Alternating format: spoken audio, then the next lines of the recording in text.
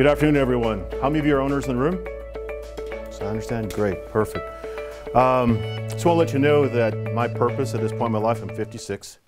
As Paul said, I'm a sixth-generation entrepreneur. My purpose is to change the lives of business owners such as yourselves, those of you who raised your hand, the business owners, and transform communities such as Cypress. And we do that through improving businesses. Improving business is how we do that. Guide them to growth with predictability and profitability. Guide them to be able to have more cash in the bank. Have you ever had a time where your income statement had a big happy number in the lower right-hand corner, but you looked at your bank account and it's like, where did it go? Anybody have that? We help solve that problem. Build a team that gets the job done, shows up every day, and is excited to engage the business and help you accomplish the vision and mission you've got for your own business versus just showing up for a paycheck. It's not fun having employees just show up for a paycheck, is it? The other piece is set your business up so that it's exitable at some point in time. And exitable through selling it through a broker, selling it for a multiplier of earnings, versus just closing it down like most owners unfortunately go through. So Dale, if you wouldn't mind handing out those bookmarks.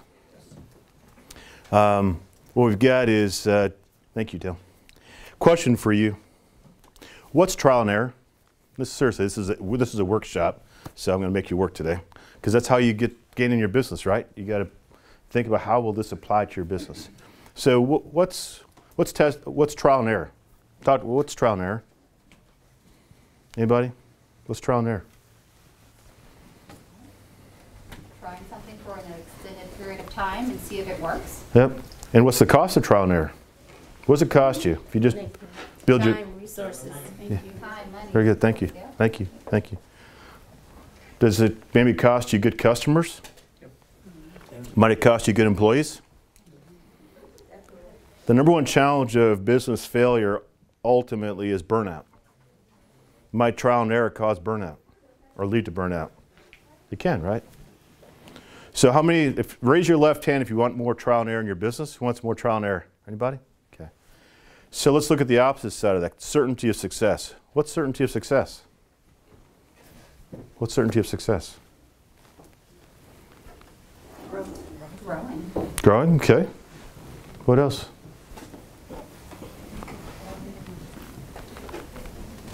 Tools. Tools, yep. What's it like having certainty of success compared to trial and error? What's it like having certainty of success? Happiness. Happiness? Joy. Joy? Money in the bank. Money bank? Profit? Yep. Very good. What else? Encouraging. Encouraging? Very good. Nice. Thank you. What else?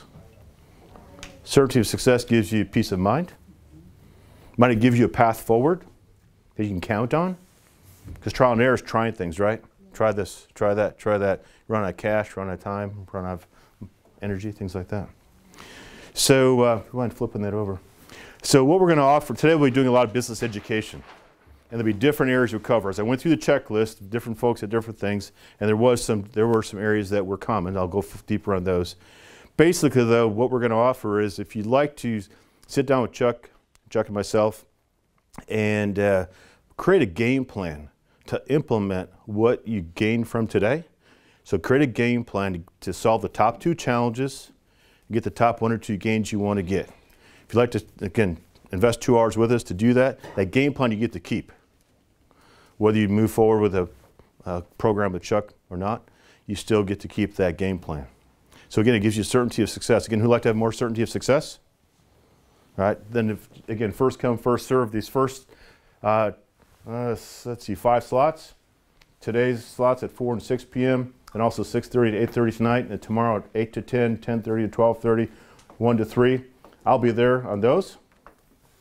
And so if anyone wants those, here's the pens. Just put your name next to them, and we'll get that set up for you. And then again, there's ones on the next days as well. So throughout the course of the workshop, you can get up and actually put your name next to one of those time slots. Again, what we'll do is create a game plan to solve the top 2 challenges that you identify in your business today, and then get the top 1 or 2 gains you want to get. All right, so here we go. Stand up, guess what? This is interactive. Your name, company name, ideal customer, number 1 challenge. Who'd like to go first? Your name, company name, ideal customer, number one business challenge. Thank you. Randall Clausen, Maintenance Warriors. We're a commercial cleaning company. Ideal customer, someone who needs cleaning. Or someone that's unhappy with the current cleaning service, so we do get in. Big business challenge, getting new customers, because there's already, most facilities already do have cleaning companies.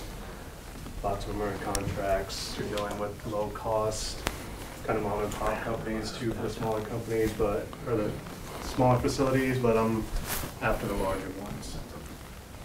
So Thank you. sales and marketing, getting in there, that's my challenge. Retention, how are you doing on retention? Pretty good. I pay my employees better Okay. than most others. Okay, So we're good. Well done. All right, thank you. Who's next? Who's next? I'll go next. Maria Villegas, and I'm with Comfort Keepers. I'm a new owner with Comfort Keepers. I'm on Congratulations. in business. The ideal customer, 95% of our customers within the network that the franchise are 95% of our customers are seniors in need of care. And so that's the ideal customer, preferably private pay. Number one business challenge, again, because I'm new in this industry and with the business, definitely sales and marketing. Thank you.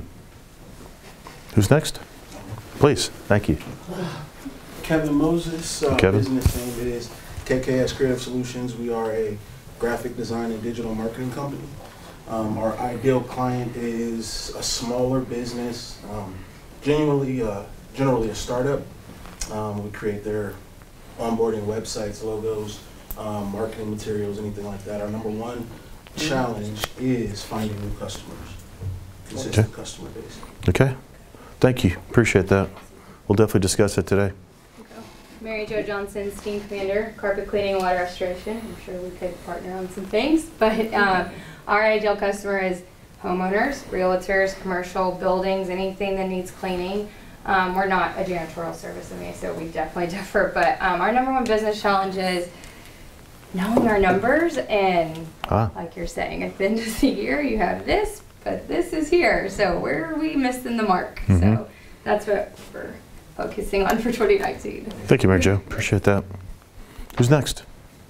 I'll go next since you engaged me. The realtor. I am a realtor with Keller Williams. My ideal customer is anyone who is looking to buy or sell in residential. My number one business challenge is sales and marketing. Obviously, what is it that I need to be doing from a marketing standpoint that will reach the masses and that will draw customers to me? There's a lot of realtors out here. I think I offer something a little bit different with a technical background and an itch for numbers. So how do I need to market and reach those customers in that base? Thank you, Kia. Appreciate that. Who's next? Welcome. I'll go next. My name is Travis Grossman. I Travis. am a franchisee for Massage Heights. Nice. Our ideal customer is anybody who wants to help with their everyday stress, pain, aches and pains in their life, either from personal, medical, anything dealing with work. Our number one business challenge, because we are membership based, is just kind of keeping our customers and really making massage part of their everyday life and just maintaining that membership base consistently. What percentage of your customers on that repeat cycle? Do you have those who are on a membership every month or not? Yeah, it's a monthly. What percentage are on that approximately? Most all of them Are they? because we are membership based, they may not come back because they're not part of the membership. So. Okay, got it. All right, thank you. Appreciate that. And this is my Team. team, 3 of the 4 Awesome. managers. Brilliant.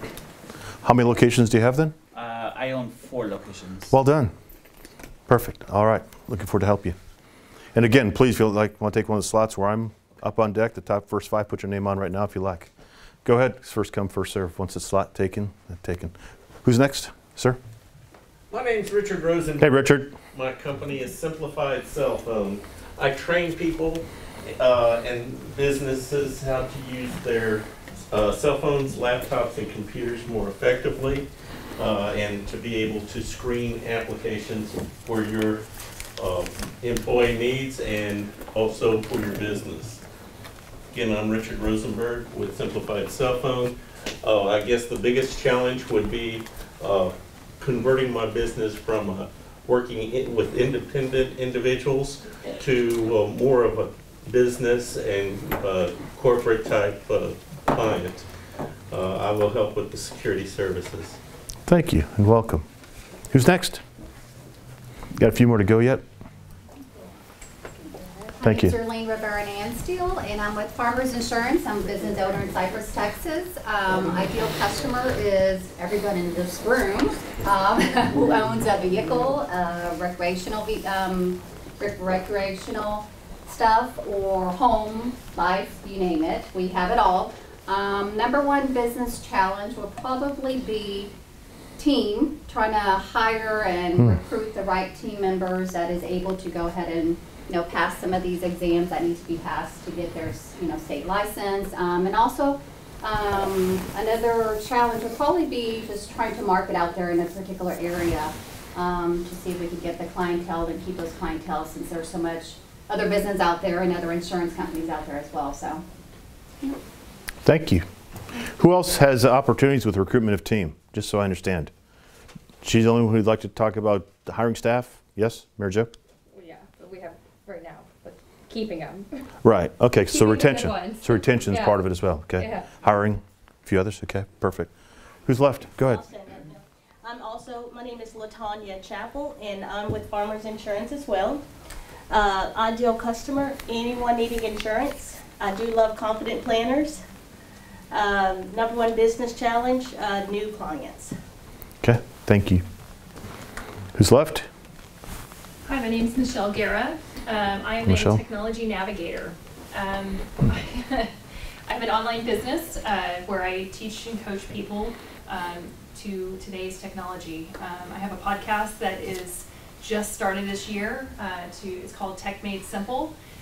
It is to help build confidence in the technology you use or should be using every day. My ideal customer is anybody who is fearing technology, wants to learn more about it, wants to engage with it. Now that we are living in the digital revolution, we should all be embracing it. My number one challenge at this point in time is my shift in business from last year.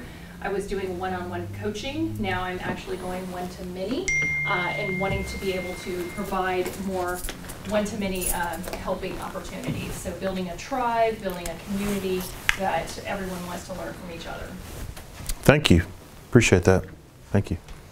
Please. Hi, my name is Angie Pena, and I'm with Allegiance Bank.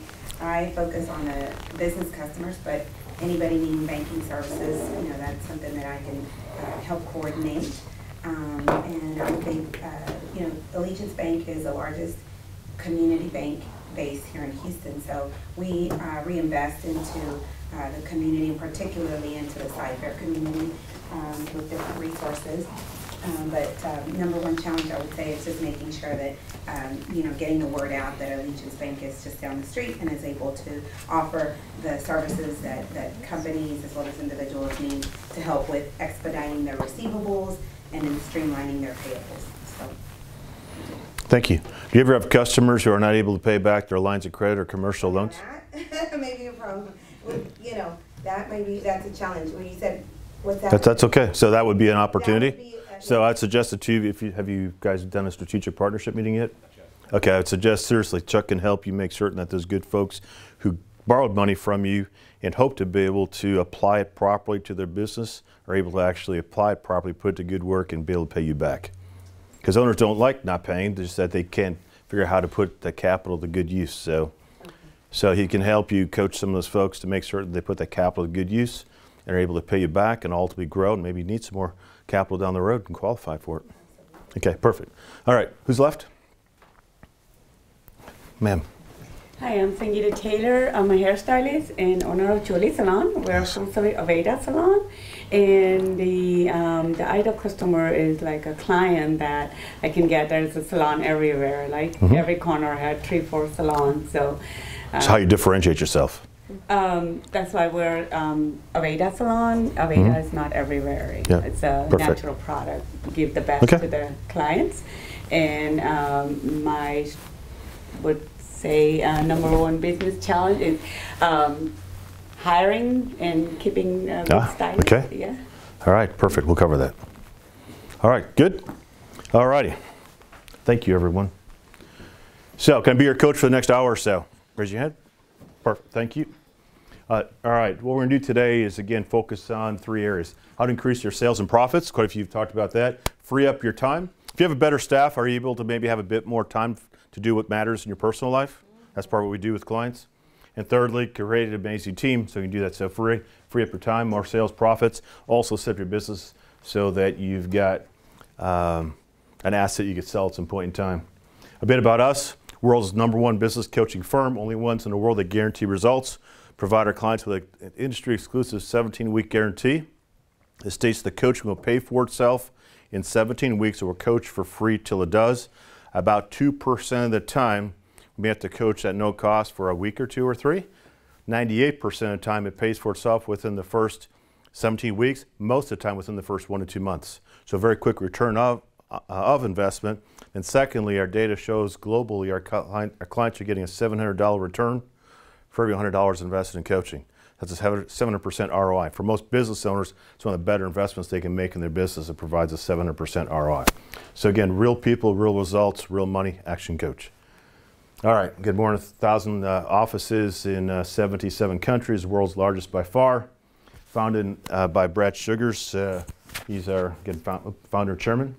Our vision is to create a world of abundance through business re-education. We understand all businesses have got greater potential than they're currently tapping into. So how do we help you tap into all the potential your business has got? And we did it through a re-education approach, which means basically understand what you've got now for practical and maybe formal education, and then take you and help you understand how to better grow your business, give you tools. We have over 3,500 business tools and solutions, coach over 15,000 businesses week over week. So with that, I'd like to have Chuck just go through something quickly with you. Sure. So Kevin mentioned that this is a workshop, so I'm going to make you work a little bit. I understand it's a little bit after lunch. However, I'm going to ask for your involvement. So just throw out some numbers. I'm curious, what percentage of businesses, small businesses, do you all feel fail within the first 5 to 10 years? 98. 98? You have 98? 90. 90? Who else? The percentage of businesses that start that fail within the first 5 to 10 years? Spread it in the middle, 50. 50. Anybody else? Any other guesses? 75. Can you elaborate on fail?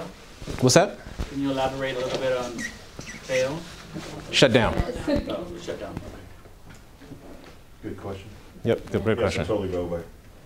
Employees no longer have jobs, and the business owners no longer have a business that's operating. Any other guesses?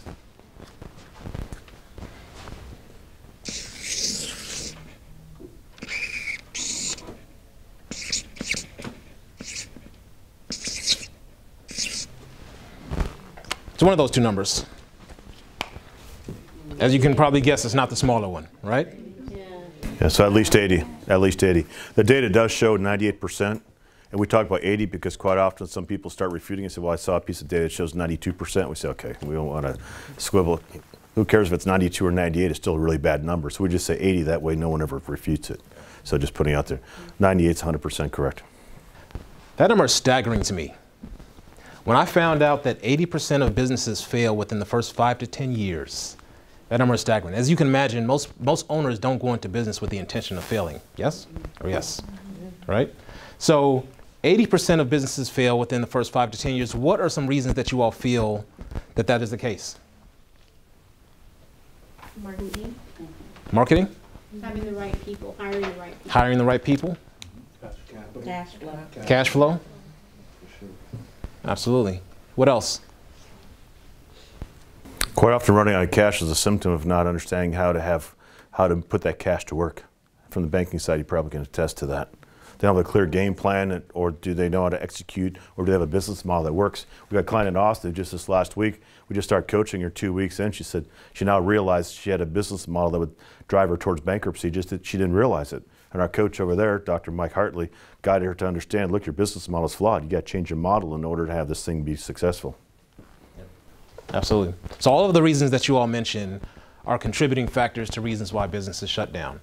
And those are actually the exact reasons that types of things that Action Coach helps owners identify and work with. Another question I'm going to ask again for some participation. What percentage of businesses that you feel are listed with business brokers actually sell with business brokers? So where I am an owner, I'm ready to sell my business. I'm going to go out and find a business broker to help me sell my business. I go list my business with the business broker. What percentage of those businesses do you feel actually sell? 20. So I hear 20. Yeah, 40, 35. 20, 10%. 10%. I heard 40. Heard 10. Any other guesses? 60. 25. You guys just throwing out numbers now? All right. All right.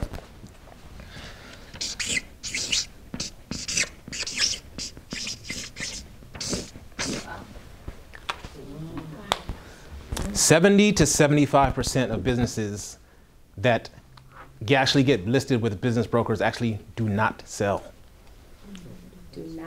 Do not sell. So that's the vast majority of businesses that are listed that actually fail to sell with a business broker. Now, why do you think that is? The answer's right up here. Yeah, the two owner dependent. Yeah. There you go. I'm just making sure you're paying attention to the slide. They're two owner. Let's play with it a little bit. You're absolutely right. They're two owner dependent, right? So oftentimes as an owner, right, may be able to test as an owner, you want to make sure that everything is perfect. You want to make sure that you're in control. You want to make sure that you're pulling all the levers to make sure everything is delivered to your customers the way you want it to, right? But too often times owners get too dependent on all of these processes and all of their own, get stuck in their own head, that they fail to teach and train their employees to run the business for them, right?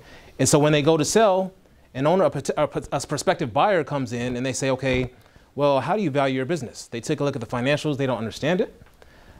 They take a look at the business model, and without that business owner there, the business just doesn't work. Right? You exit, the business owner gets taken out of the equation, and the business doesn't run anymore the way that it's supposed to because they haven't taken the time to invest in their team, and they haven't taken the time to set the business up properly so it can run without them involved. Right? So at Action Coach, that's one of the is make sure that business owners have the right structure set up in place so the business is able to run without them. And over the course of the next hour or so, a lot of the information that you guys are going to be learning is our strategies and philosophies around how you can do this, how businesses can really work, how you can set it up appropriately so it can run without you. All right. So how many would like to have at the end of the day when you go to exit your business, have a wealth event versus the closure event that most businesses suffer? How many of you like to have the wealth event? Okay. So what it does is we'll go through the 6-step process today. It's actually, some of you have got it out on the table. The 6-step process is how you build a great company versus own a job. Most owners in Texas own a job, meaning that if they're not there for 2 to 4 weeks because they took a vacation to the Mediterranean and they got back and their business is either A, struggling or it might be gone because the fact the know-how wasn't there to make it run. Or they're on the phone every day trying to make it run from the Mediterranean. Did they have a vacation? No. So, all right, so our objective here in Texas, seriously, I just went through this with my team. I had the whole team from across the state here in Houston last Friday. Our objective is that in the next couple of decades, it's going to take a while to do this, is to get us so 80% of businesses thrive. Thrive means you're able to have the financial resources and time freedom to do whatever it is you want to do when you want to do it with those you love. It could be 520 college education plan for the kids and grandkids. Could be setting up a nice retirement fund so you have life options after you do sell a business. Who knows? Could be a legacy build where your kids or grandkids are able to take the business over. I've got a client here in Houston I'm coaching where I'm working with both the second and third generation. So you're able to take the business over from the founder. The other thing we're looking to do is have it so that 70 to 75% of businesses actually sell for a multiplier of earnings versus close down. So we've got a long road ahead of us, and that's what our objective is, to take those numbers and invert them. Okay? All right. So, Chuck. Who am I? So Paula mentioned a little bit about who Kevin is. So who am I? I moved to the Houston area about 7 years ago. I had previously spent a career traveling all over the country, spending quite a bit of international travel as well. The majority of my time was spent working with and coaching and helping business owners pretty much build successful teams and successful organizations. There came a point in time in my career where I felt like it was very important to me to give back to the local community, and I wanted to shift my career to have more of an impact on my surroundings, on my immediate surroundings. So Action Coach allows me to work with business owners such as yourselves to pretty much have a much more impact, a better impact and larger impact on the local community and local surroundings around us. Again, spent 17 years traveling all over the United States, doing some international travel as well. And I just got tired of building great teams for others, and that wasn't really impacting what I saw around me. So I felt there was a huge opportunity for me to stay local, plant some roots. I moved to Houston 7 years ago. I plan to stay here for quite a while. I love it here. I love it in the Cypress area. It's a very welcoming place, and I want to plant some roots and grow my family here. So the plan is to stay here over the course of the next several years and ultimately build my family here. But this business really allowed me to take a lot of the things that I've done in the past and apply them to the impact of my local community. So that's why I'm here. And that's why I'm doing what I do. Again, a certified business coach with Action Coach, background primarily in finance, organizational development, and as well as human resources. So I started out in finance, understanding the analytical side of the business, helping corporations build their teams. Shifted over into the human resource side. So I'm building, from an organizational capability standpoint. I spent quite a bit of time doing some executive coaching as well, working with business leaders to help them, have a larger impact and increase their influence in their organizations. So that's a little bit about me, but my goal and my hope for you all over the course of the next hour is that you all will really gain some good practices, some good strategies and philosophies that you can immediately take back to your businesses and implement through the course of what you guys are going to learn. So if you guys please be open to learning over the course of the next hour, engage, have fun, participate, and I promise you by the time we leave this seminar, you guys will have at least one nugget of wisdom that you can take back to the team, take back to your respective businesses, and hopefully engage with Action Coach as well to help you continue to grow your businesses. Thank you, Chuck. A bit about my background. I'm going to flip that back up, please. Thank you. All right, so just quickly go through this. Good job. Thank you, Mary Jo. Yeah. Appreciate that. Business builder. Grew up, my parents bought the family business when I was 6 years old.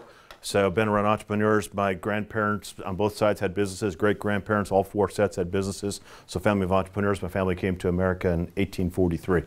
So I've been entrepreneurs ever since 1843. Grew up back in my corporate life. Did a startup 22 years ago. Interesting how time flies. 22 years ago. Took it from scratch to 24 million in 4 years. Love growing businesses. I took on their largest division. It's called Vermeer Corporation back in Pella, Iowa. Took it from 185 million to 285 between 04 and 05. Tripled profit dollars. My team and I did. Also did a startup with a Balama Prima out of Hong Kong. So we negotiated the joint venture in 2003. Used the facility they had in Longfang outside of Beijing. And hired Jeremy Jin. He and his family moved back to China, and basically we did a startup over there. Learned a whole lot about doing business in Asia. It's way different than doing business in America. Who's done business in Asia? It's a lot different. So it's a lot different. So again, if you're looking to expand or have supply chain from there, we can help with that as well. Grateful for the fact to have achieved #1 ranking in Action Coach, both in America's region and globally a number of times, top 5. For the past 11, going to 12 years now, so grateful for that as well. I've been on board of, part of joining Action, I was on the board of 4 small businesses. Along the way now I've been on the board of 20 businesses in 7 countries, so I love advising businesses. Business is really interesting.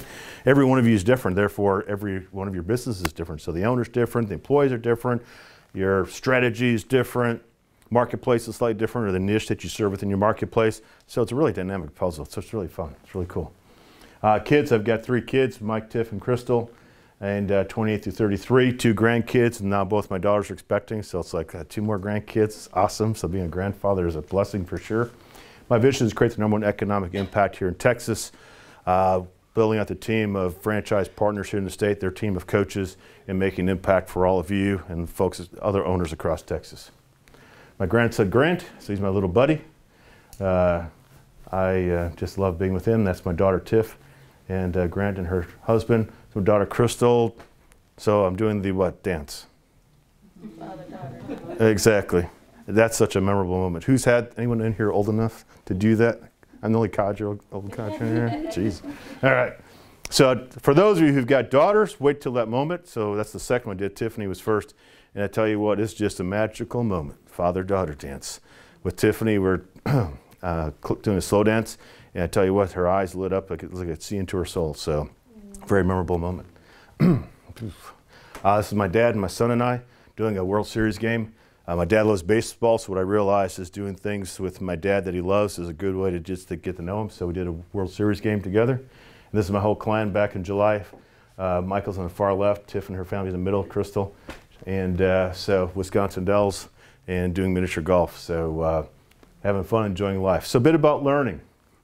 Left brain. What does the left brain do? The left and right brain have got different functions. By the way, back here, part of what Action Coach has allowed me to do is understand how to build a business where I can actually enjoy life. For Christmas this year, what I did for the kids, and this gives you an idea of something you may want to set your business up to do, because your business can do it for you if you work with Chuck and do 2 things. One is have it create more cash flow, and number 2, have it give you a bit more time freedom. Christmas present for the kids this year is the all expense paid trip anywhere in the world. So I had the kids get together, and plus their cousin and her husband we're going as long as well, and we're going to be going to Atlantis in February of 2020. So a business can give you more life while you own it, and better life options when you go to sell it. It's just a matter of getting your business model working better. One of the reasons why I joined Action Coach in May of 2006 is I saw it as a means for me to understand how to become a better business builder and have a better life while a business builder. So again, if you're wanting to be able to do things like that, seriously, that's what Chuck can help you do. All right. I love my kids and my grandkids. It's just awesome. Just awesome. Left brain, words, math, logic, process, detail. Therefore, the right brain handles what? Colors, yep, art, music, all that. So basically, when you take notes in color, it triggers more the right brain and allows you to be able to recall better, right? So your right brain is long-term memory, pictures, color. Left brain is more facts, figures, and short-term memory. Ever take a test? Remember back in school, take a test, and within a week or so, it's all gone again because you did left brain learning primarily. If you did right brain learning, it would have been retained because you remember the pictures, if you, more visual. So the thing is, reality, we'll talk about this a bit today when we look at being a business owner. The fact that 2 brains look at things differently causes confusion. Your right brain is telling you to do one thing, your left brain is looking at it from another perspective. It's a perspective difference from left to right. All right, guess what? We get to do an exercise right now, so stand up and pick a partner. Please, seriously. You're going to learn something here. It's quite interesting.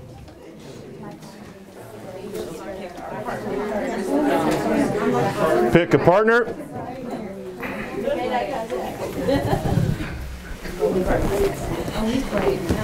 All right, so who's an A? Who's the A? Raise your hand. Who's an A? Got A and B, so you got to pick an A. Who's the A? So between the, so who's got the A's? Okay, the A's, hold your hands out in front of you like so. Turn your hands around like so. Go like this and clasp them. And then turn your hands in like this. It's almost a bit of a dexterity type thing too, eh?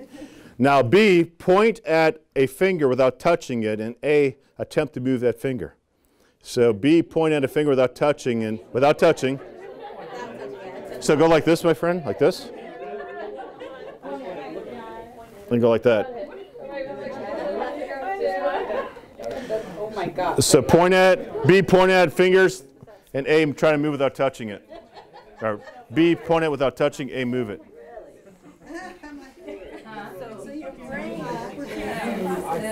Okay, got it. Okay, all right, B's. B's, look at me. Take your hands, put out in front of you. Turn your palms inside out. Go like that and clasp your hands and turn it in. So B's, turn it in. And A's, point at a finger without touching it. B, attempt to move that particular finger. And do about 3 or 4 of them, please.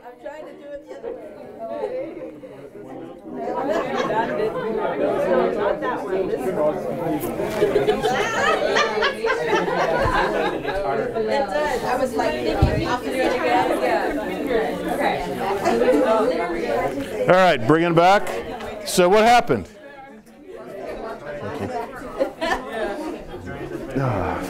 Thank God. What happened? It was so confusing. Oh man. So what happened? Didn't work. I think it got harder after the second and third one. Okay. So what did you find? So they pointed at a finger and what happened? Moved something else. Probably the opposite one maybe? Yeah. Why is that? Why is that? And there's actually a lesson here related to business. Why is that? Help. Work together. Okay. Because our right brain was working, our right one wasn't.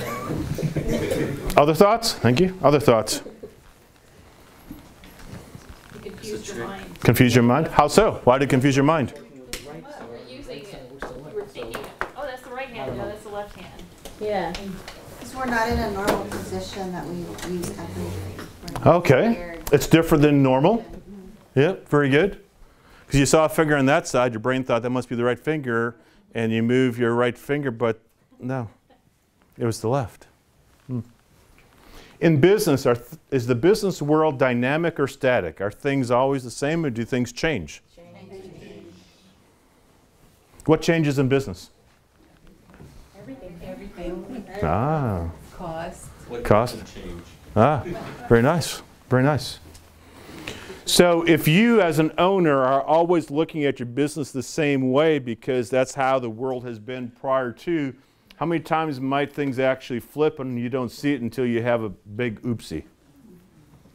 Part of what Chuck does is, as an outside observer, is help you see what's coming around the corner. That's a key point. If you're taking notes, Chuck's going to help you see what's coming around the corner because you're in the middle of it, assuming things are the same. You're busy running day in and day out, and all of a sudden things change and you start moving the wrong finger or whatever. You know, things you're doing the wrong moves now because the marketplace has shifted. Customers' expectations have shifted, competition has shifted, something has changed, and yet you're looking at the world from the same optics, the same point of view, the same perspective as you had in the past. So again, Chuck helps you to see a different perspective. Interesting exercise, eh? Kind of revealing. All right. All right. So, who would like to go ahead and actually call out the colors? So what you'd be doing is for this first one is say red. Who'd like to actually do that? Red, blue, gray, brown, pink, black, green, purple, yellow, red, orange, green, orange. Very good. You must be highly left-brained. Yeah. Normally, it doesn't go that easily. Oh, hold on. Sorry. You're supposed to call it the colors. I was going to say, there's no way it normally goes that easy. It's not supposed to go that way. So exactly. Thank you. Yeah. Blue, black, orange, green, black, yellow, red, blue. Was that any easier or a bit tougher? A little tougher. Why is that? It's a lot harder. Because you're looking at the word. Your brain registers the word. And Left brain you're is looking trying at to the control color. everything. So which one is, when you called out the actual color versus the word, was that right brain or left brain? Mm-hmm. Yeah. So the creative side, as business owners, might you need to be a bit creative once in a while? So a question I've got for you, this is my first assignment, seriously, this is a workshop, not a... So the first assignment is, think about what you're doing to exercise the creative side of your brain. And seriously, my encouragement, because imagine if you're going to the gym and all the time you just work on this bicep, this one you don't work out, but this one you're always working out, right? what's going to happen? This one's going to get kind of bigger, right? And this one's going to be. The same thing happens with your brain. Most business owners are constantly exercising their left brain, which is actually reading the word versus calling out the color. I actually did that on purpose to show you guys the difference, because it's quick for her to actually go ahead and just read the word, right? It's because most of us are exercising the left side of our brain. In order to be able to stay ahead of your competition and be creative, my suggestion is seriously think about what you can do to exercise the right side of your brain. Do you pick up music? Do you do something to exercise the side? Do you paint with colors, things like that? Do something to exercise the right side. Just a tip. Because if you don't exercise the right side of your brain regularly, and your competitors do, it gives them a competitive advantage. As business coaches, we study the human mind and the human being as well. That's why we're coaches, not consultants. By the way, we're both transactional. We have over 3,500 business tools and solutions that we guide you to implement, the ones that make sense in the moment. And we're transformational in terms we guide you to be able to look at your business differently, work on your identity, how you see yourself, how you're able to look at your business more strategically, develop your capabilities, your thinking capabilities, critical thinking skills. All right, again, as you guys have been doing, raising your hands, we did the clenched fist exercise. Again, words are short term, pictures are long term. This is a mindset slide. Below the point, blame others, make excuses, state of denial. We say get out of bed, put your oar in the water, be accountable for your results, take ownership of what goes on in your business, be accountable for your results, responsible for your actions. When someone's below the point, they're powerless because they're just blaming others. Because they just say, I can't do anything about it because of, and they blame or make excuses or state of denial. When you're in the powerful mindset, ownership, accountable, responsible, you're able to get things done because you engage your brain and see, hey, there's got to be a solution. There's got to be a way to solve this. It's my responsibility. I'm accountable for myself, for my business results. Who cares if something happened? Who cares if, this or that? Who watches the news every night religiously? Okay. Is there good news on the news or is there not so good news on the news? So what might that do in terms of mindset? Makes me sad and depressed. Quite often can cause us go into a mindset where we start saying, why try? Yeah. The world is tough. So, and if, okay, so you're the rare person because quite often it doesn't. So well done. You're flipping it around. I do. Good, good, good. So how many of you have got employees or worked with people below the point? What's that like? Brings you down. Yeah. Okay. Would you like to have a recruitment system that would guide you to be able to attract people who have an above the point mindset and also be able to select them? Who'd like to have that? That's probably what Chuck is able to do for you from a recruitment perspective. The first off is attracting. You got to write your ads in ways to be able to attract those people with a positive mindset, repel those with a negative mindset. And we help you guide. And again, we're coaches, not consultants. We get into the mindset piece as well.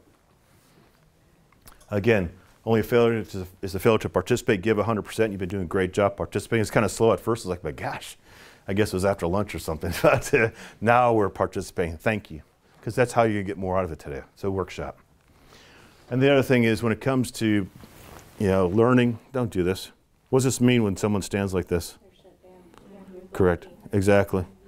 So chances are you'll hear some things today you may have tried in the past. Just take a perspective, please, that there might be a different way to do it. Different way to do it. Thank you, Chuck. It is getting warm in here. And it's like 20 degrees cooler out there. Is it? In the hall, yeah, it's hot. Yeah, if they could. Thank you. Because I'm like, phew. All right, so again, no I, no attitude. Instead of say, isn't that interesting? So that's a tip. Please write that down if you're taking notes. When you hear something new, if you hear something that maybe you've tried in the past, just say, isn't that interesting? There might be a different way to do it. Different approach. A bit about learning. Again, have some fun. One of our 14 points of culture is fun.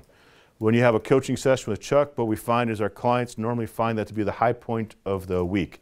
They're getting guidance on how to have a better business and therefore a better life and a better future. So we believe in having fun. Business ought to be fun. Business ought to be an enjoyable journey, and we guide you to get there. And then along the way, BFOs, they stand for blinding flashes of the obvious. So those are aha moments. You probably have a few BFOs today. Like, wow, that's a different perspective, different way of thinking about it. let me go try it. Let's see if we can apply it to the business. And when we sit down and do the business diagnostic, create a game plan of how to implement that strategy or tactic into your business with certainty of success. Because trial and error is expensive. Again, call out answers. You've done a good job there. All right, a few client testimonials. This one regarding vision and focus. If you were to get into your car and just start driving without having a plan of where you wanted to go, what might happen? Run out of gas. Run out of gas, yeah. That's true. That's a burnout is, by the way. You run out of gas, cash, and energy. Get lost, yeah. You get somewhere, but not certain where. Yeah. And one of the things this client talks about is the fact that when working with her coach, she's actually be able to set a game plan. Here's where I plan to go in 5 years, set a strategic plan. That's one of the things Chuck does with the clients is set a 5-year strategic plan. Where do you want to go? How do you plan to get there? And then an annual plan of how to get that first leg of the trip, and a quarterly plan detailed each of the weeks, how to move week by week forward.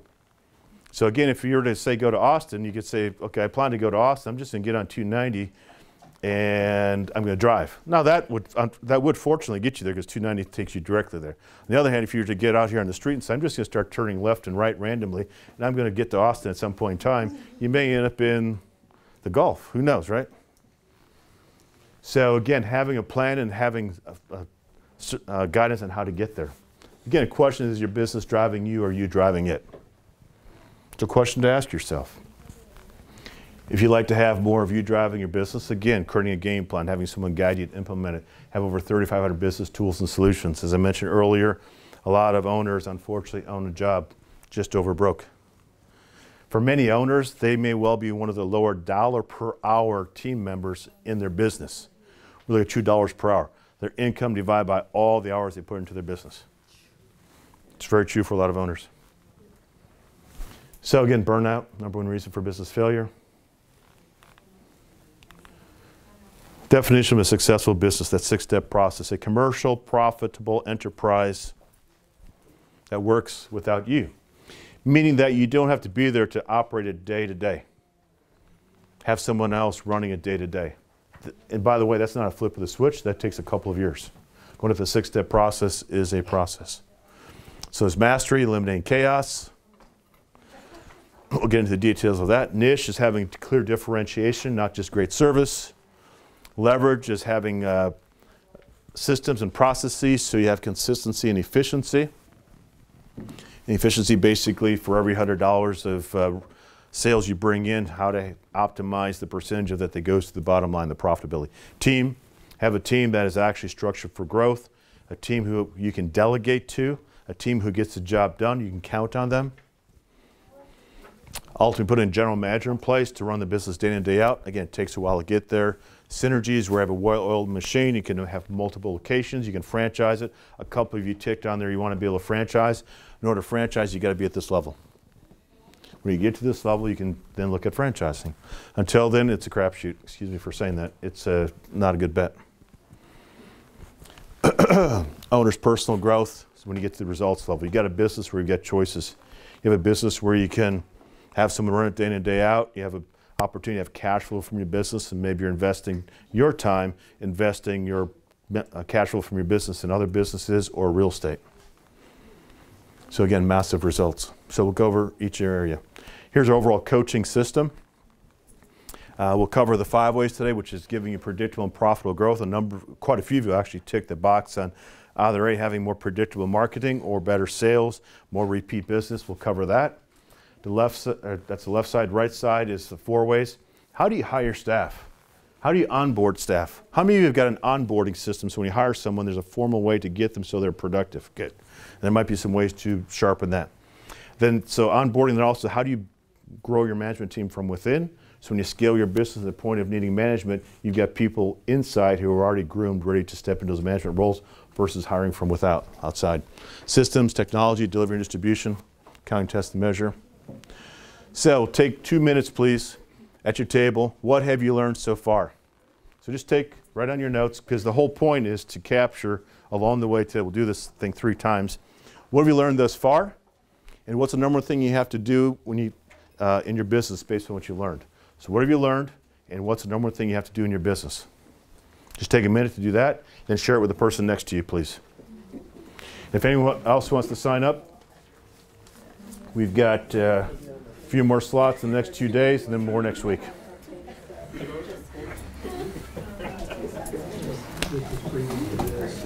Two minutes, we'll get back to the workshop.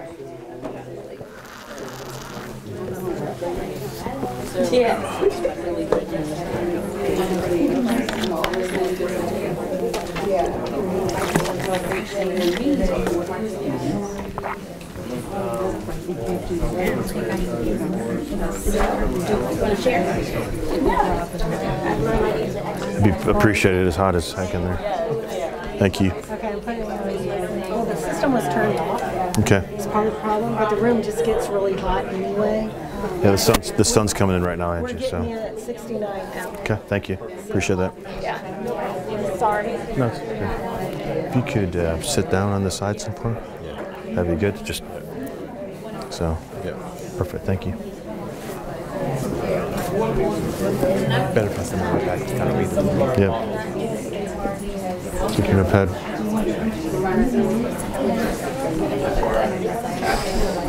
All right, who'd like to share? Who would like to share? Top learnings? This is a workshop, so who would like to share?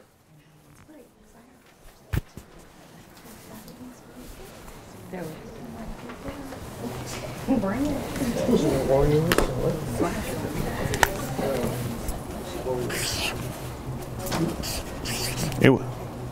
Anyone want to share? No one wants to share? We'll share. We're talking about how we need to learn to use the opposite side of the brain that she says she's really right brain, and I can be. I feel like I'm more left brain too, but learning to work on using the other side and finding the people like in your team that maybe have the other side or the same side of brain that you have, so you can focus on the other side of the brain, just working together so those two Nice. can blend. Thank you, Mary Jo. Thank you. Mary Jo, right? Thank you. Yep. Others?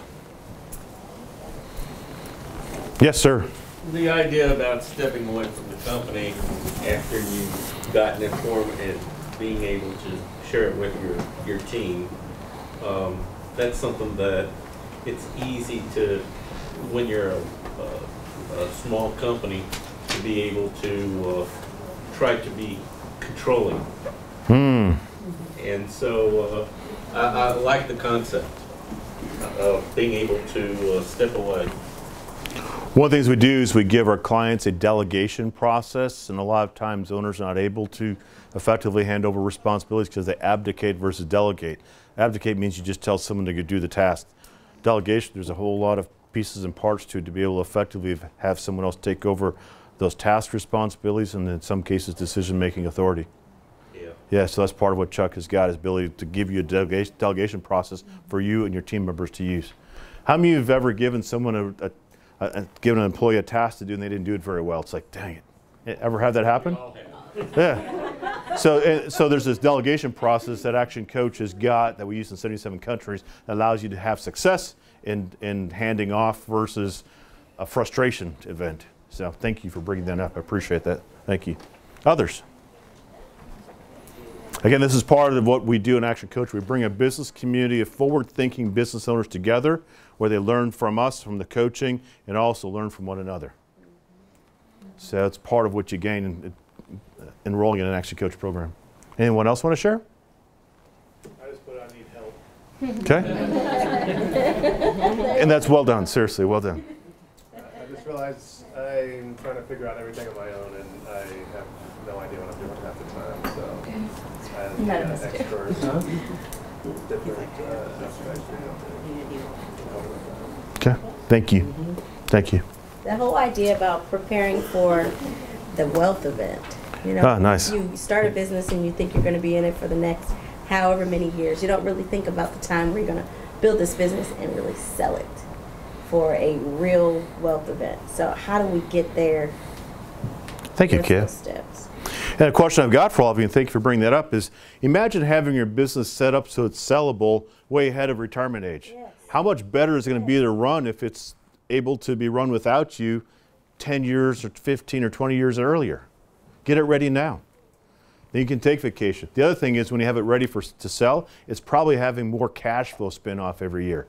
If you have more cash flow, that's a good thing too along the way instead of waiting just for that end event. Because you can have a business allow you to make a living, you can have a business that allows you to make a living and have excess distributable cash flow along the way. And that's a goal that we teach our clients. How much more distributable cash flow would you like your business to provide for you and your family? What would you do with that? Would you want to give a hand up to others? Because we're all put on this earth to give a hand up to others, right? Make life better for others. And as business owners, we actually have got the ability to do that more so than employees do. The opportunity is how do you do that with your business model? So perfect. Thank you. Thank you. All righty. So mastery. It's 4 years of mastery. So mastery is creating a commercial enterprise, meaning a business, creating a business versus just a job. It's the first step in, I should say. Chaos, the cost of chaos. Financial struggles, relationship issues, relational damage, poor physical health. Is the divorce rate amongst business owners higher or lower than that amongst employees? Higher. Why is that?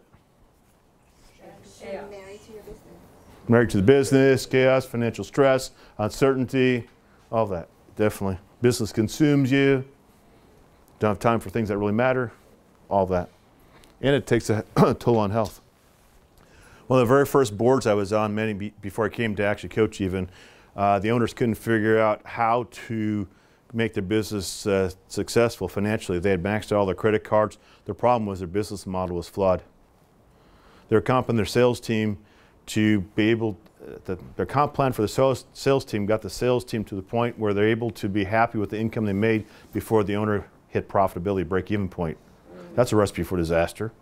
So as a board member came in and said, let's redesign this, I actually had a talk with the sales team and helped them see that they could make just as much money. They just had to actually be more effective in what they did, and the owner got to be successful.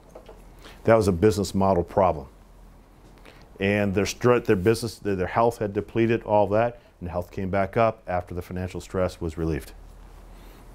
Alrighty. Shrewd financial management is key to running your business. Anyone ever watch the show The Profit? Marcus says, if you don't know your numbers, you don't know your business. One of the things we help you do is know your numbers. Financial numbers, your key performance indicators, all your numbers throughout your business. Cause and effect. So again, be able to collect, track, save, spend your money. Ultimately invest your money. But I want to give the group a round of applause. It's a lot cooler in here, right? Whew. I was like, man. I knew we had a lot to share and there's a lot of energy in the room. It's like, man, it's getting hot there. So thank you, Paula. 4 years of mastery will cover this: destination, where you're going, money mastery, know your financials, know your break even, and also have a dashboard. Time mastery will cover that, and also delivery mastery. So destination mastery, again, know where you're going. What's your exit plan? How many of you have got your exit strategies clearly mapped out and how to get there? That'd be an opportunity to do with Chuck. One of the first things you do in the first 2 months is do what's called an alignment. Align your business with your life. Please write that down. Align your business with your life. How many like to have your business aligned with your life?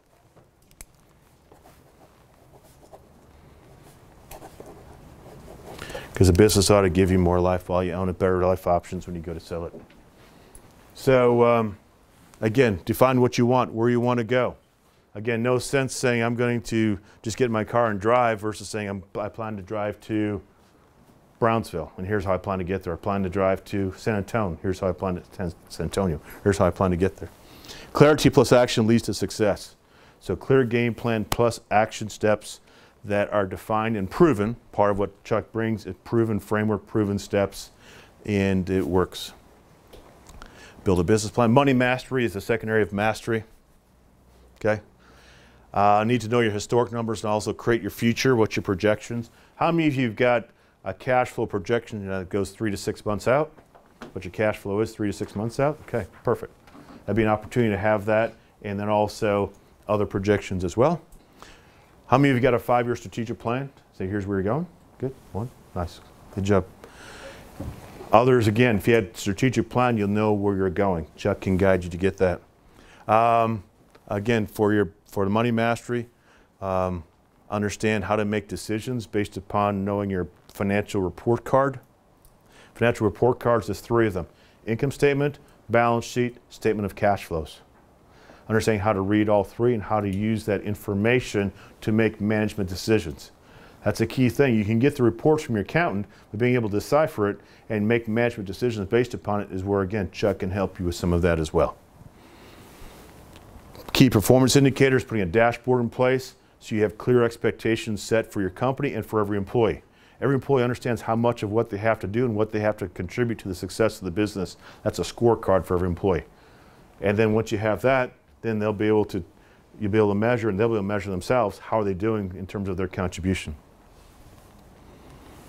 Then budgeting and reporting. So budgeting is your forecasting going forward, and then reporting is looking back and see how things are. How did you do compared to what you thought you might? All right, so I'll step on this side. Blue line is revenue or sales. Red line is fixed costs. What would constitute fixed costs in your business? Rent, yep, very good. What else? Supplies. Pardon? Supplies. Supplies? What? Okay. So payroll, some of it could be fixed. Half and half. Yep. Because the other part is variable costs. Yeah. So let's talk about the variable costs, and that moves with sales. So what costs might be variable? Some of the supplies might be. Fuel. Fuel, Contract yep. services. Contract services could be, yep. What else? Payroll. Payroll? Depending on where your employees fall. Yep. So you've got your administrative staff, which is probably fixed, and you've got those who deliver the products and services, which are more variable. Yep, exactly. Thank you. So knowing your numbers in terms of saying, here's my fixed costs, here's my variable costs, the total cost, which would be the yellow line here, total expenses. What's your break-even point? You know, how many massages have to be given, or how many monthly renewals have to occur in order for you to be at break-even point, things like that. Understanding when that occurs, what month. Knowing for someone who owns a restaurant, how many plates of food they have to serve. Other businesses, again, how many widgets they have to sell, or how many billable hours they have to have. And then the other piece is understanding max utilization. So for your current business model, how much can you put through your business? Understanding that is quite clear. I've seen businesses where they're like they couldn't go further, and it's because they didn't realize that they had a max utilization. They're up to max capacity. They had some constraints in the business. There's a thing called theory of constraints. So, all right, time mastery. Let me ask you this. Can you manage time, or do you have to manage yourself? Manage yourself in what way? Choosing what to do, thank you. Choosing what to do with every moment of every day, prioritizing. How do you do that? So basically part of it is having your team be able to understand what they ought to do with every day. Here's a constraint. You may want to note this. Every business in the world has this constraint. There's more stuff that could be done in the business than any business has got the financial resources to hire enough people to do all that stuff. Therefore, it's important for the owner and their team to prioritize the activities that drive you towards your quarterly objectives. Get more customers, keep the customers you've got, deliver upon the services, whatever it might be. Do the work that matters. And we have a system, a means to be able to have every employee prioritize and choose what they do with their time, which is self-management. So focus on, again, higher priority tasks. You know, invoices sent on time. Collection of debts, provision of products, knowing your key performance indicators, scorecard for every employee, dashboard for every department, and basically a dashboard for the entire business. High productivity and activity is the outcome here. So what you want to do is have a very highly productive team, and again, do what matters, do it effectively. Time target. There's tasks that are not urgent and not important. We call those distraction. What might be a distraction? Something that's not urgent, not important. And by the way, the not important definition is if you were to look back and say it's January 23rd of 2020 and say, you know what, we chose not to do that task and everything was fine, or you chose to do the task, good thing you did. So if it's the good thing you did, that means it's an important task. Versus things, if you chose not to do it, the business keeps going along. Might there be some tasks, activities in your business where if you didn't do them, the business would still move along fine? Yes? No? Yeah? What might they be? What are those tasks that really are not important when you look at it from a big picture perspective? The success of your company and the achievement of your life goals. What comes up and might consume your time and yet it's not really important? Any thoughts?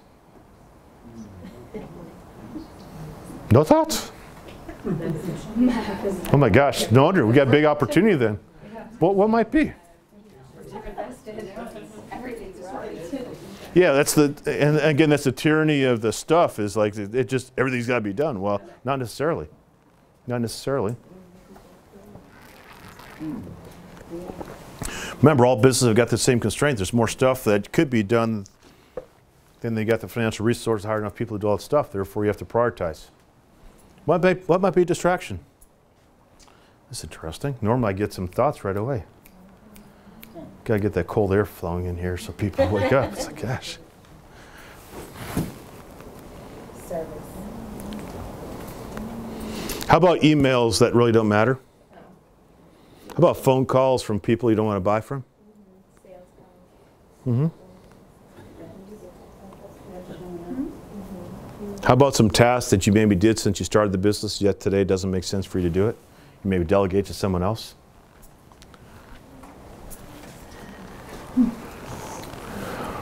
Delusion.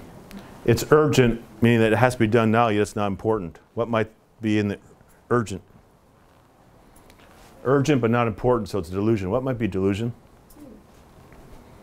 Checking social media. Do employees ever do that while they're on the clock? Oh, okay. Just checking. What else might be delusion? Others? Give input. Dale, you want to give some thoughts here? You've owned businesses in the past. What might be delusion? You got emails that maybe don't matter, right? You got social media. You got maybe some tasks that really aren't that important in the scheme of things. Someone who comes in and chats about how the game was and how that call wasn't so good. Yeah. Oh, okay. Employees socializing all day about Thank you, Dale. non-business. Yeah, thank you. Eric? I was going to say, sometimes you have to think about it, even the customers that you feel may be important to service. Sometimes we meet with our customers because it's comfortable, but they aren't actually the ones that are going to generate new business for us. So that could be another reason. Yeah. Call it time vampires. So seriously, another exercise, this might be the third one I gave you, is seriously take a note, and when you get home tonight or on the drive home, think about the time vampires that consume your time during the course of the day. They suck your time. It'll be interesting when you start paying attention to it, you set your brain's compass on, it's like, oh, there's another time vampire. How can I cut that out? Do your kids count? So if your kids are calling during the course of the day and they don't really need to. Oh, okay. Well, then there's some boundaries that could be set. All right. All right, the next one, demand. Demand is urgent and important. It needs to be done now, and it's important to the success of your business. What might be in that demand area? Inventory. Okay. Invoicing. Invoicing, okay. How about reaching out to new prospective customers? Marketing. By the way, delusion. Talking to non-qualified leads. Would that be delusion or what? Yeah. So please note that. Talking to non-qualified leads. I encourage you to have a means to be able to call out quickly those who are really not qualified. They could suck up your time. As I build my team across Texas, and that first phone call, discovery call with a new candidate, sometimes they're all of 2 to 5 minutes long. I figure out quickly this is not someone who I want to have join the team or coach folks like you. Done.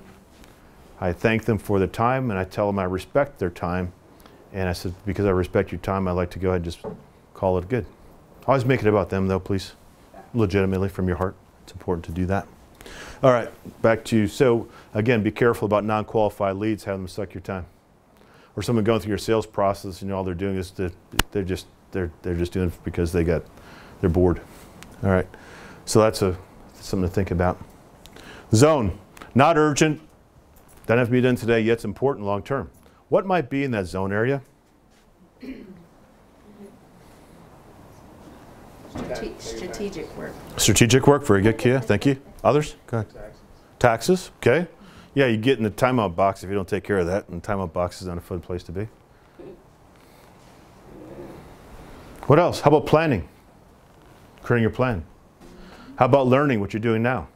The work you're doing now is zone work, actually. We suggest 20% of your time be invested in that because that's what the working on your business. A number of you check the box about working on your business. Part of what you're doing today is getting a different perspective and some ideas and strategies to improve your business. So again, work on your business. If you had a means of being able to teach your employees to be able to discern what's zone and what's demand, and they focus upon that, and they had a tool to be able to have them report to you at the end of each day what they're going to do tomorrow, might that be of value? So you're able to catch ahead of time versus catching them afterwards when they say, I didn't get things done because I did all this other stuff. You ever have employees say, got all the easy stuff done first? Reality was the easy stuff really didn't need to be done anyways. Easy stuff consumed that much of their time. So we have tools to be able to have your employees be more effective.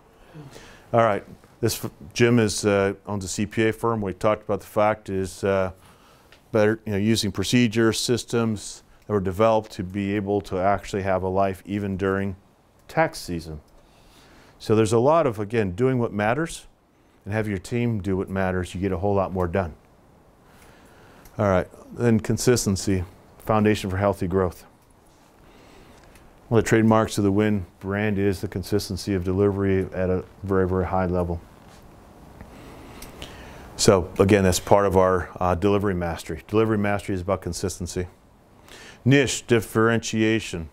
So you have a more profitable business when you have a niche because you're not attracting price shoppers. How loyal are price shoppers? They go somewhere else as soon as they find the next lowest price. So our goal is to have no price competition, and there's a gradient you go through to get there. It's part of what Chuck is equipped to do. Guide you to get to a point where people really want what you've got because you've differentiated yourself in a meaningful way and you're able to go get it and give it to them on a consistent basis. That's what we guide you through. It's not easy. If it's easy, everybody would be doing it already. We help you define your target market. Who's it you want to go serve? What are they looking for that no one else is providing at a level they desire to have? So again, niche, no price competition. We guide you to find several uniquenesses. And again, finding what's the market looking for? Why would they come to you again and again? Be truly unique, not just great service. Too many times we hear people, owners say, hey, great service. This is why people come to us. Well, can your competition say that? Probably. So what can you say your competition cannot? Or what can you say that your competition cannot say? And whatever it is that you're saying is meaningful to your target market. We'll guide you to test those. We use test and measure versus trial and error. And then, again, take it, put it into a bumper sticker, and then you use it in your marketing again and again. So we have a process. Chuck's got a process that's a unique selling proposition questionnaire. It's a survey you do with your marketplace, all that to be able to discern what is they're looking for. Then Chuck will guide you how to go get it and give it to them consistently. So we look at the marketplace. And again, on the far right side, you've got laggards. And basically, things are commoditized. That's where you just got to compete on price. It's not fun competing on price, is it?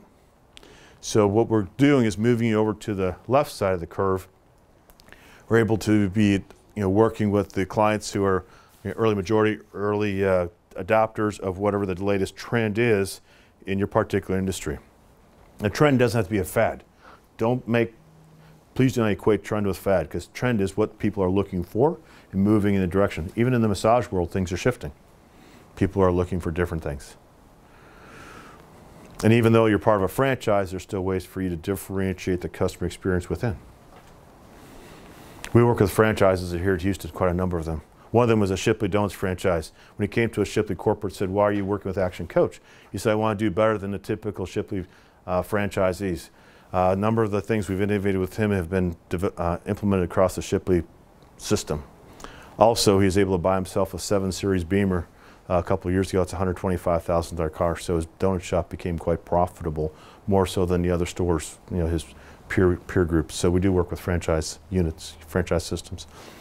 Creating your niche, unique selling proposition, and guarantee. So again, what's unique and what can you guarantee? We'll talk about that in the guarantee in a second. Here's an example. Someone is easy solution.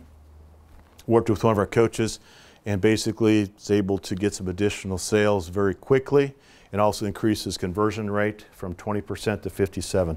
How many of you know your conversion rate? So for every lead that comes in, you know exactly what percentage convert into sales. And again, it's part of, Chuck will give you a system to be able to do that. So guarantees. Quite often, you're probably going to deliver a level of service, and if someone complains about something, you're going to go ahead and take care of it. Do you have any of that go on? If someone complains, you're going to take care of it anyway in some form or fashion? What your coach will do is guide you into how do you architect it into a guarantee so you can use that in your marketing and also use that in your conversion rate, sales, and also your retention. So, because I've had a financial advisor say, how can I can't guarantee. I said, and ultimately for him, we came up with a guarantee. He's going to do what's best for the customer. Make the recommendations that's best for the customer. And he said, yeah, that's what I do all the time. I said, okay, great. That's your guarantee then. Because he was thinking he had to guarantee like 15% return. So I said, no, that's not your guarantee. All right, so again, we've got a means to guide you to create the guarantee that's best for you and it's going to be meaningful to your client base. Here's an ad, classic ad. What would someone ask? Probably they'll ask, what's the price? Have you ever had someone call, a customer call, and ask, what's the price? I'm going to give you a script to use. If you want to write it down, it's not part of the materials. It's just a bonus I'm giving you today. The script is, thanks for calling, because they're going to say, hey, I'm calling for some tires. What does a pair of blah, blah, blah tires cost? And the script would be, thanks for calling, just so I can serve you better. Just so I can serve you better, would you mind if I ask you a few questions? Well, who's going to say no to that? They'll say yes, of course. Just so I can thank you for calling. Just so I can serve you better, would you mind if I ask you a few questions? And basically your questions then are going to be based upon your unique selling propositions and your guarantee. And Chuck will guide you to architect all of that. Because architecting questions are key. Please don't send your team out there without well-scripted, architected questions and have them in proper series as well. And basically what you're doing is why is it that, here's a quick question, why is it that people ask about price? Why is it that consumers ask about price? Cheapest. And? Looking for a good deal. And? They can afford it. Okay, and why else? They don't know what else to ask. Hopefully that was a bit of a BFO for you. The reason why people, blinding flash to the obvious, the reason why people ask about price is they don't know how else to discern between you and someone else. Therefore they default to one thing, and that is, what's the price? So part of what Chuck will do with you is design, okay, who's it you want to serve? What is it they're looking for? What's your unique selling proposition or propositions? What's your guarantee? And then design a series of questions that you can take a prospect through so they realize, oh, I didn't know that these are the buying criteria. So what you're doing is you're giving them buying criteria by asking these questions. And next thing you know, they'll say, yes, I want that. Oh yeah, I want that too. Yeah, I want that. Great, that's what we offer. That's what makes us different. Do you think they're going to call someone else up? Probably not. They'll say, okay, great, I'm going to use you. If they do call someone else up, no one else understands how to take them through those questions and help them see that you're the ones who can deliver them what they're really looking for. They just didn't know what to ask. So now you're taking them from an uninformed customer who only focuses on price to an informed customer who understands how to make a buying decision and discern between the providers in the marketplace. Would that be of value? Yeah? Okay. Again, that's part of what we do. Because I heard from a number of you, both in the questionnaires, and thank you for filling those out ahead of time, top 5 challenges, as well as we went around and asked your top challenge, you'd like to be able to get more customers. One of the ways to do this is understand clearly who you're looking for and also how you're different than other providers and how you can deliver to them what they're really looking for better than anyone else. And be able to actually go do that as well. You can't just promise it, you have to actually deliver upon it. Make certain your team can. At this particular 5 questions you should ask before hiring a web design company. So we help them redesign his ad to ask the question up front. A lot of folks on the top of the ad, they put their business name. We actually guide you to put your business name on the bottom. Have something that's about them on the top. So 5 questions you should ask before hiring a web design company. So that's, again, it'd be individual for each of you based upon your USP. This particular customer got extra $14,000 in business in the first month and a half. Okay? So, same drill, please take 2 minutes. What did you learn in the last segment, the last 15, 20 minutes? And how can you apply it? Because if all you do is take your notes and put them on the shelf, we call that shelf help. Now you take the notes and you apply them to your business, now you get traction, get into action, and go forward. Okay? So, how do you plan to apply what you just learned in your business and your life? Because a business, again, ought to give you a better life. And be aligned with your life. And again, if anyone wants to sign up for a session here, so, good. Nani? Pardon? Nani first. Okay. Nani, yeah. Nice.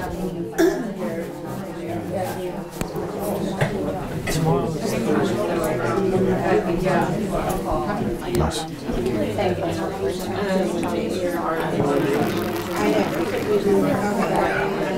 And again, if you'd like to sign up for one of the business strategy sessions, go ahead and sign up for the business strategy session.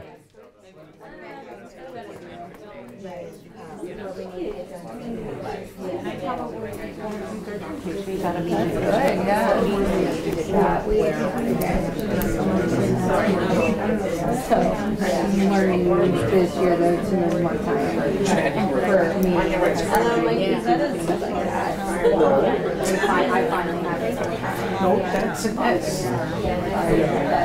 Thank you. Games. And you guys want to franchise, right? You like to franchise your concept? Yeah, we already started and going backwards. Okay, got it. Okay, cool. All right, who'd like to share? Who would like to share? We'll take a minute to share, then we'll get going again. We've got lots to cover. Anyone like to share? What did you get out of the last segment? Please, thank you. So I think I like the question, you know, when I get calls and they want to know what's your rate, how much you charge. And they don't know what they're asking for because they don't know what their needs truly are. There you go. Until I'm able to do an assessment of the reason why they're calling. So I like the way that you phrased that thanks for calling just so that I can serve you better. I think that's key right there. It is. It would focus it back on it's all about you, potential customer. Thank you. That's a great universal script. It's like the old crescent wrench. You can use it on a lot of different things.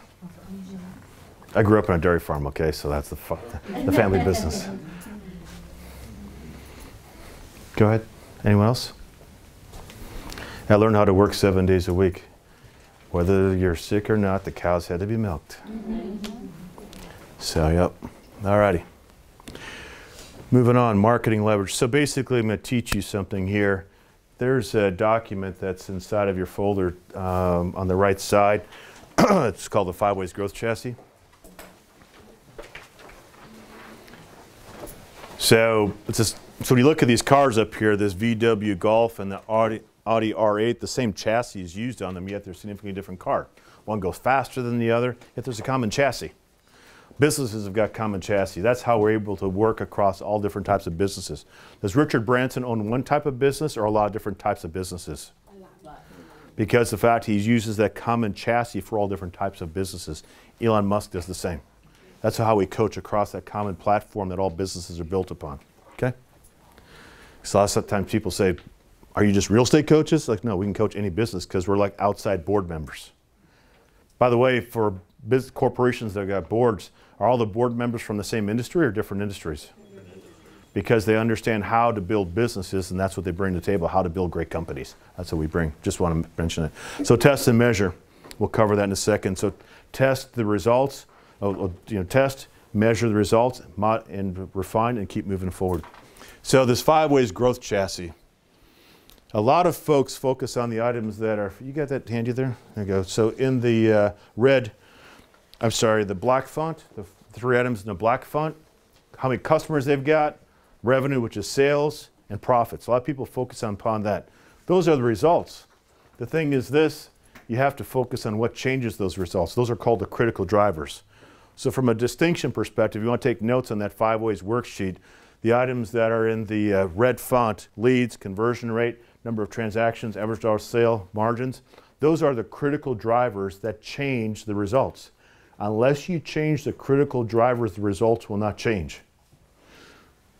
Unless you change the critical drivers, the results will not change. So you got to focus on the critical drivers. What Chuck has got access to is 77 strategies to generate more leads. Why 77? Because he can work with any of you. Different companies need different lead generation strategies.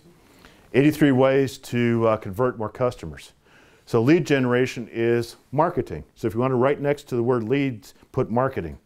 So you understand what marketing is not necessarily having your face on a billboard. That works for some businesses. It's about generating qualified leads. I'll cover qualified leads in a bit. Conversion rate is what sales is.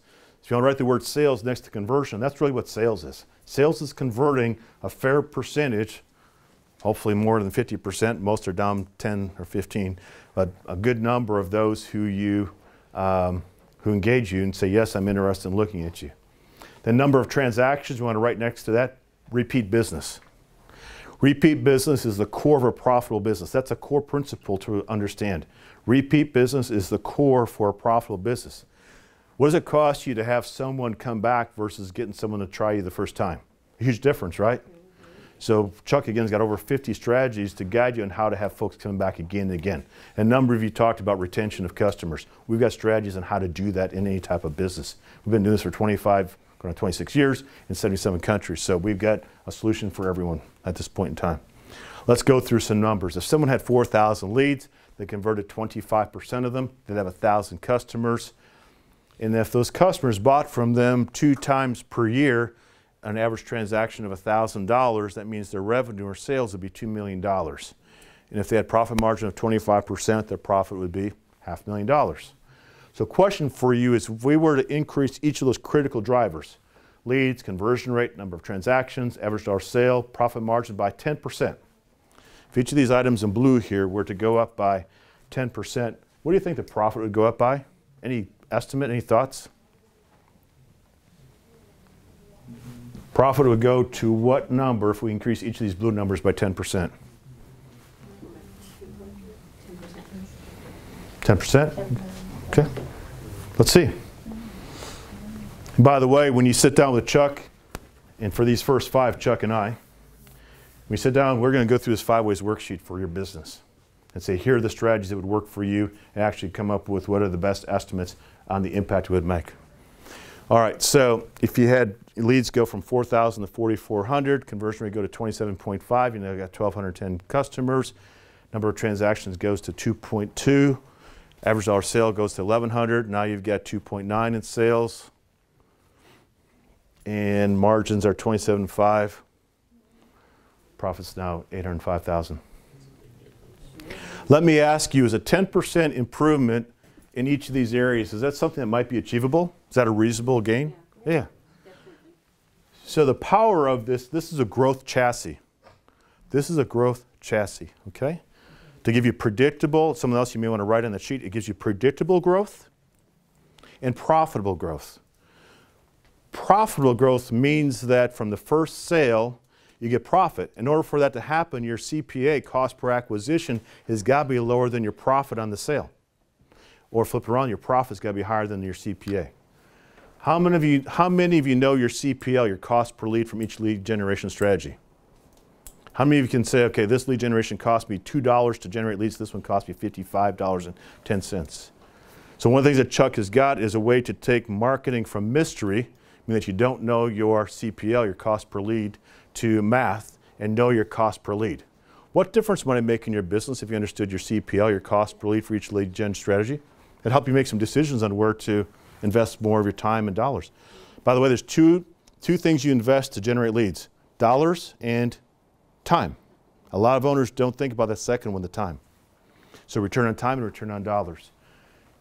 If you know your CPL and you divide that, if you know your cost per lead for each lead gen strategy and know your your conversion rate for each, you divide your CPL by your CR conversion rate, you get CPA, cost per acquisition. Now you know what it costs you to acquire a client from every lead generation strategy. Now you've got some optics. Now you know where to invest more of your dollars and time because that's the most efficient way to build your business. Again, knowing those numbers is part of what we bring to the table to businesses in 77 countries. So again, having a business with predictable growth and also profitable growth. So again, in that particular scenario, I should back up. Why was there, it's the mathematics sign that makes the difference. What's the sign that's between each of those factors? So therefore it's a compounding impact. It's exponential growth. So just so you understand the power of that model. Small changes multiplied gives you massive growth. All right, so what would you do with that extra $300,000? Maybe like our Shipley franchise client, nicer car. A room with a view, that's a pretty nice view, right? Have the financial resources, the time freedom to be able to do that more frequently. Or like for me, be able to take my family with me to Atlantis and the Bahamas. I'm grateful for that. Praise be to God. What do you do with an extra 3 hours per year when your business consumes less of your time? How many hours per week is that? About? Rounded? 6, right? If your business consumed, because it's your business consuming your time, if your business consumed 6 fewer hours per week, what would you do with that time? Time for those that matter, could be time for yourself, workout time, golf time, could be with your loved one, with your kids, grandkids, whatever it might be. Serving, for some of you, maybe serving the church more, things like that. Yeah, again, celebrate with your team.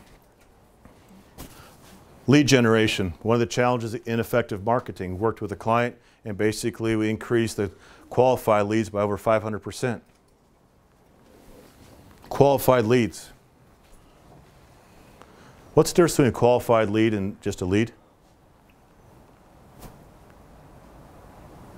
What's a qualified lead?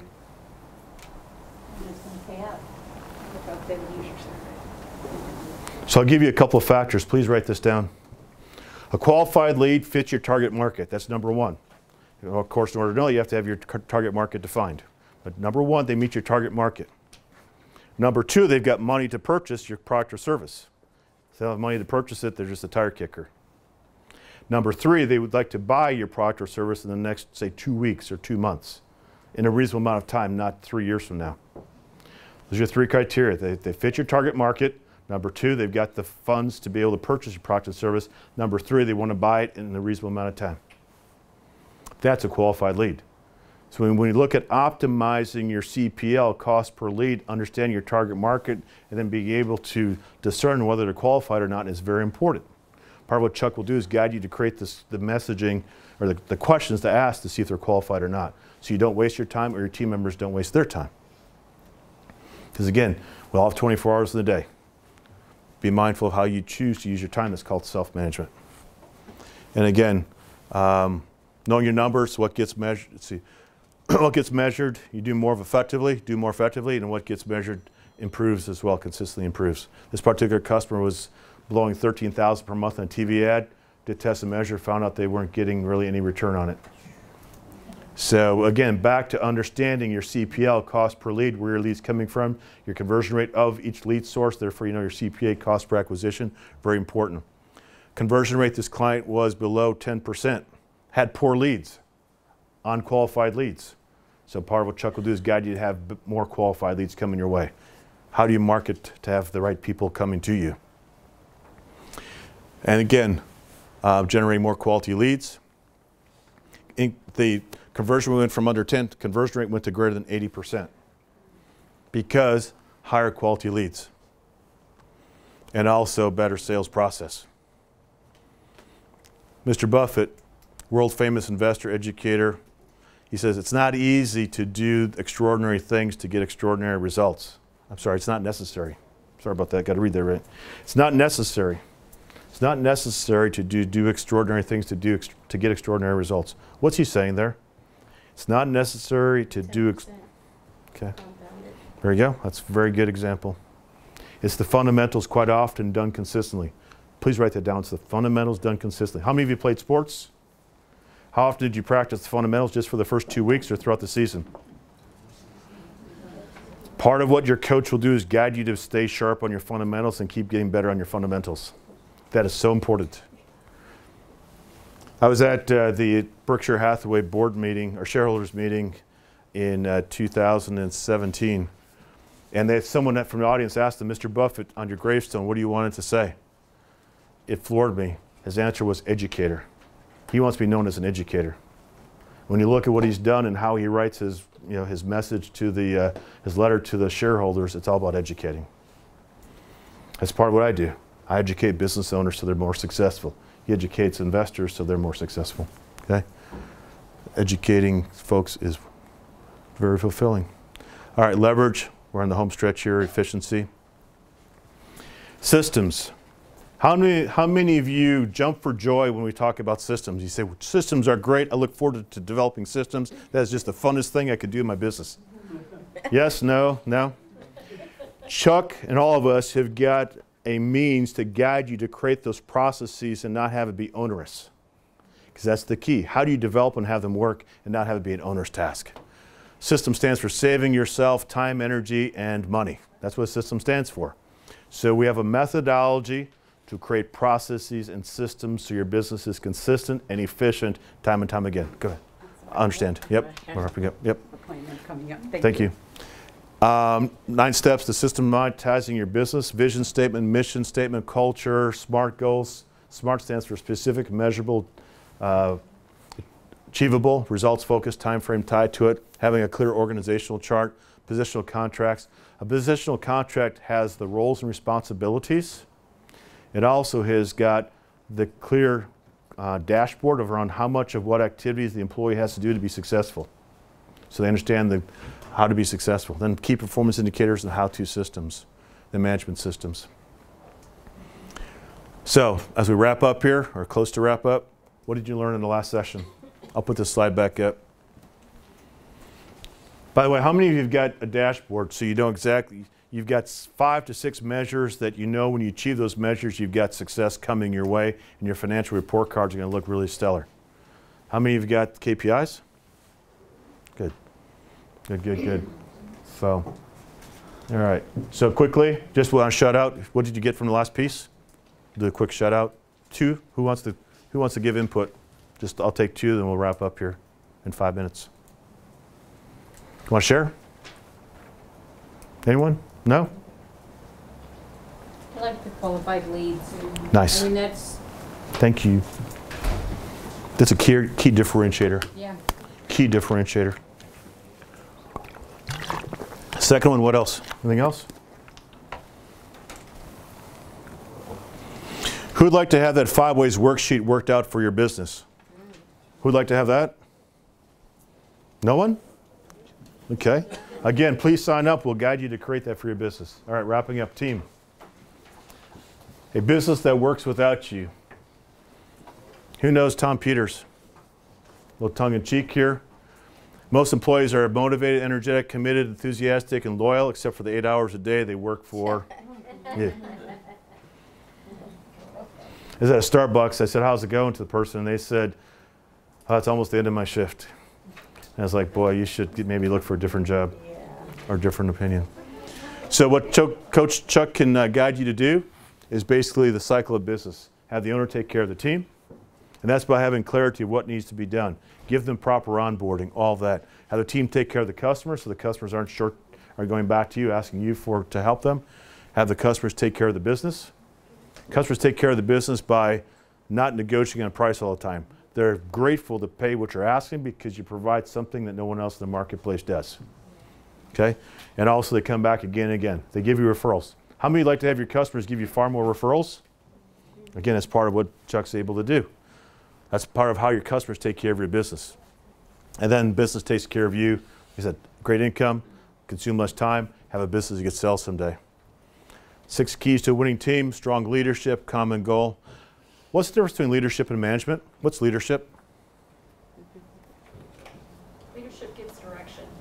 Very nice. Management actually is managing the products, people Setting clear expectations, making certain people are achieving what they're supposed to. If not, give them guidance on how to. A common goal where everyone's moving towards, the common goal in the business. Rules of the game, what are the rules tied back to the culture? Action plan, so you get to the common goal. Support risk-taking, and then 100% involvement and inclusion. So how do you make certain that people are involved in the business? And again, winning teams, you have the right people on the bus. Some folks talked about recruiting. One of the things we've got is a means to reach out into the marketplace to have the right people apply. Because unless the right people apply, you still are picking the best of the mediocre, which means you still got mediocre. So one of the things we have is a recruitment system, reach out in the marketplace, have the right people apply for the job, and then a means to be able to go through and help you discern who to pick out of that group of interviewees. That's key. There's some a secret to how to do that. Okay. These gentlemen again, excellent folks to choose from, and 5 highly productive new team members as a result of our recruitment process. And synergy, that's where your business can grow in an exponential manner when you get the first 4 in place, first 4 steps, and put a general manager in place to put your business on autopilot, meaning that don't have to be there every day. I referenced Mr. Branson in the past, and that is the fact if you can learn to run one business successfully, there's no reason why you can't run any number of businesses. There's a common chassis that businesses work upon. Mr. Rohn, who's read Jim Rohn? Anyone read Jim Rohn? Quote from Mr. Rohn says, "Never wish your life were easier, wish you were better. Work harder on yourself than you do on your job. You are your best asset. Part of what you did today was invest in yourself." Then also, again, investing some time with Chuck to create a game plan to be able to implement what you've learned is going to give you greater certainty of success. Where you'll be in 5 years, depending upon the books you read, people you associate, actions you take. One of the things I do every year at the beginning of the year is identify who I plan to be around more intentionally to guide me forward and who I'm going to be around less because they anchor me back. I'm not being mean about it, it's just getting intentional about my life, where do I want to go. I'll share with you that when you're around a group, a community of forward-thinking business owners like Chuck is assembling here in the Cypress area, that's be part of the community that's going to help propel you forward. Okay? So, as we wrap up, question for you. Who's interested in taking advantage of some of these slots? I just got to know. I mean, anyone else want to create a game plan? Or you because winging it on your own is kind of risky. I'm here to help business owners be successful. Yeah. No one else is interested in taking advantage of these? Okay. All right. Yeah, it's free. Sorry about that. The timings are just bad. So what times would work for you? I mean, as a business owner, I'm in the office. No, I'm just joking. Unfortunately for me, those times don't work this week. One of my director's sister passed away this morning, so I'm covering. When are you available? During those times. When are you available? It will be any time after 6:30 for me. Tomorrow. With the exception of today, because I'm here, but not. So tomorrow night, would it work for you? I'll open up a slot tomorrow night. I'm serious. It would have to be any time after 6:30. You available? Yep. Okay, we'll do it with you tomorrow night at 6:30. We'll find a place. Do you have a phone number to get in touch? I just want to help business owners be successful. So, yeah. Okay.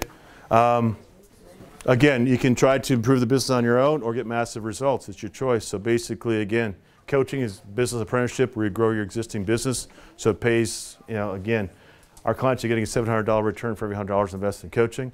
More cash flow, more profit, more teamwork, more free time is what will guide you to do. Get those. Quick question, Tiger Woods. When did he take a left turn and go in the ditch? What happened? What life event occurred and he kind of went in the ditch? What occurred? He had an affair. And what happened before that? Injury. What happened before that? What happened before that? What happened before that? What happened before that? There's a life event that occurred before that. After that. Who did he lose in his life? And what role did his father play? Coach. Teacher, coach. Very good. And seriously, I mean, when I watched him, because I was always watching him, it was like, wow, it's amazing what he's doing. And what happened was he lost his guiding star. And I got to tell you, one of the roles that Chuck plays for you as your business coach is guiding you in your business so you stay on the path. What's the percentage of businesses that fail? Do you believe all of you are immune to that? I'm seriously, you got to do a gut check. Do yourselves a favor and invest some time so you have someone guiding you and asking questions you may not see. So the problem that owners have got is you can't see outside yourself. You're in the business. Sometimes you're creating the problems that you can't see. And Chuck's got a guy, you know, again, that's what this, it's a free session. Sorry for not making it clear. He's giving you 2 hours of his time. By the way, in Houston, our track record is this. We've got clients who are gaining $1 million per year in terms of bottom line improvement. And that's with 50 hours of coaching, 1 hour of coaching per week, 50 hours of coaching per year. 50 divided into $1 million is how much? 20,000. $20,000 per hour impact is the level of impact we're getting with some clients here in Houston. 2 hours with Chuck could give you that similar type of impact. So he's giving you a gift. Please, I've been doing this for a while. I normally have got people signing up and saying, can I please have one of those slots? We normally have to put more up. This is a strange group today. Not strange, but it's unique. It's abnormal, so I don't get it. But anyways, well, I'm here to help business owners be successful. So anyway, all right, it's the decision you make. Again, when it comes to decisions, great decisions are ones that bring up fear or excitement. In other words, oh my gosh, or holy cow. 2-hour complementary business strategy session, build out your 5-ways chart, create solutions for your top 2 challenges and opportunities. So schedulers now. Chuck, do you have the feedback form, please? If you could just quickly do a feedback form so we can get some input from you, that'd be greatly appreciated. Please take advantage of the opportunity to create a game plan for your business. I appreciate that. I'm just here to help business owners become more successful.